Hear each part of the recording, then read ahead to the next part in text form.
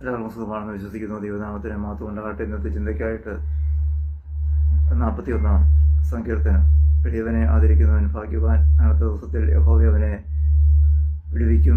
എളിയവനെ ആദരിക്കുന്ന മനുഷ്യൻ ഭാഗ്യവാൻ. അടുത്ത ദിവസത്തിൽ യഹോവ അവനെ വിടുവിക്കും. ദൈവത്താൽ നാം എഴുന്നേൽക്കപ്പെട്ടവരായി അനുഗ്രഹിക്കപ്പെട്ടവരായി തീർച്ചയായിട്ടും തീരും എന്നുള്ളതിന് യാതൊരു സംശയവുമില്ല. ക്രിസ്തുയേശുവിൽ നാം ക്രിസ്തു ഈ ഭൂമിയിലേക്ക് വന്ന് സുവിശേഷം അറിയിച്ചതുപോലെ നാമും അനേകരോട് കർത്താവിനെ പറ്റി പറയുവാനും എളിവരായ മനുഷ്യരെ സ്വീകരിക്കുവാനും അവർക്ക് വേണ്ട കരുതൽ കൊടുക്കുവാനും നമുക്ക് കഴിയുമാറാകണം. തീർച്ചയായിട്ടും യേശു ക്രിസ്തു ഈ ഭൂമിയിലേക്ക് വന്നപ്പോൾ അനേകരെ സ്നേഹിച്ചു. ഒന്നുമില്ലാത്തവരെ, ബുദ്ധിമുട്ടനുഭവിക്കുന്നവരെ, അശരണരായവരെ, ആരുപോലും ഇല്ലാത്തവരെ, കണ്ടിട്ട് മൈൻഡ് ചെയ്യാതെ പോകുന്നവരെ ഒക്കെ കർത്താവ് കടന്നു ചെന്നിട്ട് അവർക്ക് വേണ്ടതായ ചെയ്തു കൊടുക്കേണ്ടതായ പല കാര്യങ്ങളും യേശു ക്രിസ്തു ചെയ്തു കൊടുത്തതായിട്ട് നമുക്ക് കാണുവാനായിട്ട് സാധിക്കും. ജീവിതത്തിൽ കഷ്ടനഷ്ടം അനുഭവിക്കുന്ന വ്യക്തി, തലമുറയ്ക്ക് ഉന്നമനം ഇല്ലാതെ ആയിരിക്കുന്നവർ, ഒരുവിധമായ പ്രതികൂലങ്ങളായിരിക്കുന്നവർ, പ്രയാസങ്ങളായിരിക്കുന്നവരെ ഒക്കെ നാം അങ്ങോട്ട് ചെന്ന് സഹായിക്കേണ്ടത് ആവശ്യം. അവർ പ്രയാസങ്ങൾ കണ്ടിട്ട്, പ്രതികൂലങ്ങൾ കണ്ടിട്ട് നാം അങ്ങോട്ട് ചെന്ന് സഹായിക്കുന്നവർക്ക് തീർച്ചയായിട്ടും ആ എളിയ മനസ്സിനെ ആദരിക്കുന്ന കാണുമ്പോൾ ദൈവം നമ്മളെ അനുഗ്രഹിക്കും എന്നുള്ളതിന് യാതൊരു സംശയവുമില്ല. അങ്ങനെ ചെയ്യുമ്പോൾ നമുക്ക് അന്നത്തെ ദിവസങ്ങൾ കടന്നു വരുമ്പോൾ ദൈവം നമ്മളെയും വിടുവിക്കും എന്നുള്ളതിന് യാതൊരു സംശയവുമില്ല. സുന്ദരം എന്ന ദേവാലയത്തെപ്പറ്റി നമുക്കറിയാം. അവിടെ ഒരു മുളന്തനായ മനുഷ്യനിരുന്നു.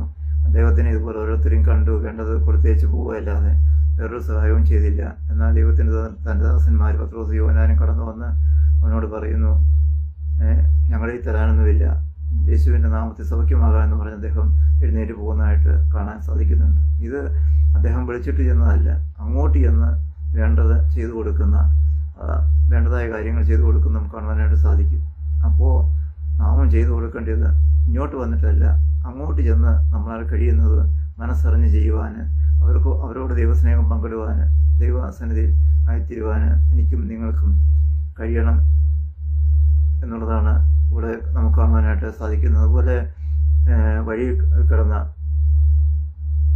രോഗിയെ നരസംബ്യാക്കാരൻ വന്ന് എടുത്തുകൊണ്ട് പോയി വേണ്ട ശുശ്രൂഷകളൊക്കെ കൊടുത്ത് ഞാൻ പോയിട്ട് വരാം, വീണ്ടും വേണ്ടതൊക്കെ ചെയ്തു കൊടുക്കാം എന്ന് പറഞ്ഞ് സഹായിക്കുന്ന നരസംബ്യാക്കാരനെ പല്ലുവിട്ടേച്ച് പോയപ്പോൾ ഒന്നും നോക്കാതെ നരസംബ്യാക്കാരൻ വന്ന് അദ്ദേഹത്തിന് ചെയ്തു കൊടുത്ത ശുശ്രൂഷകളെപ്പറ്റി നമുക്കറിയാം. അതും അദ്ദേഹം വിളിച്ചിട്ട് എന്നതല്ല, അങ്ങോട്ട് ചെന്ന് കണ്ട് മനസ്സരിഞ്ഞ് അങ്ങോട്ട് ചെന്ന് സഹായിക്കുന്ന ഒരു സഹായം നമുക്ക് കാണുവാനായിട്ട് സാധിക്കും. അതുകൊണ്ട് എന്താ സംഭവിക്കുന്നത്? അനർത്ഥ ദിവസം വരുമ്പോൾ, നമുക്കൊരനർത്ഥം വരുമ്പോൾ ദൈവം നമ്മളെ വിടുവിക്കും. എളിമയായി കർത്താവിനെ അനുകരിക്കുക, അംഗീകരിക്കുക, അനുസരിക്കുക, ആരാധിക്കുക, ഇതൊക്കെയാണ് നമ്മളിലും വേണ്ടത്. നമ്മൾ കർത്താവിനെ ആ രീതിയിൽ മുന്നോട്ട് പോകുന്നതെങ്കിൽ തീർച്ചയായിട്ടും ദൈവം നമ്മളെ അനുഗ്രഹിക്കും. ദൈവമായ കർത്താവിനെ മാത്രം ആരാധിക്കുക. അനർത്ഥ ദിവസത്തിൽ അവൻ നിന്നെ വിടുവിക്കും. യഹോവ അവനെ കാത്ത് ജീവനോടെ പാലിക്കും. അവൻ ഭൂമിയിൽ ഭാഗ്യവാനായിരിക്കും. അവൻ ശത്രുക്കളുടെ ഇഷ്ടത്തിന് നീ അവനെ ഏൽപ്പിച്ചു കൊടുക്കത്തില്ല.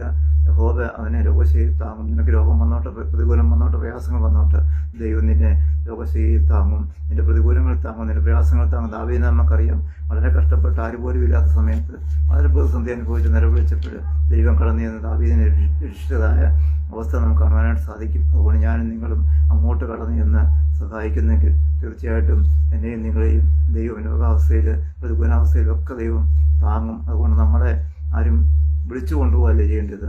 നമ്മൾ ദൈവസ്നേഹം മറ്റുള്ളവരുമായിട്ട് പങ്കിടുവാൻ, ദൈവസ്നേഹം മറ്റുള്ളവർക്ക് പകർന്നു കൊടുക്കുവാൻ, അവരോട് ചേർന്ന് നിന്നുകൊണ്ട് അവർക്ക് വേണ്ട കൈത്താങ്ങൽ കൊടുക്കാൻ എനിക്കും നിങ്ങൾക്കും കഴിയുന്നെങ്കിൽ തീർച്ചയായിട്ടും ദൈവം നമ്മളെ അനുഗ്രഹിക്കും. ദൈവം നമ്മളെ രോഗശൈലി താങ്ങും.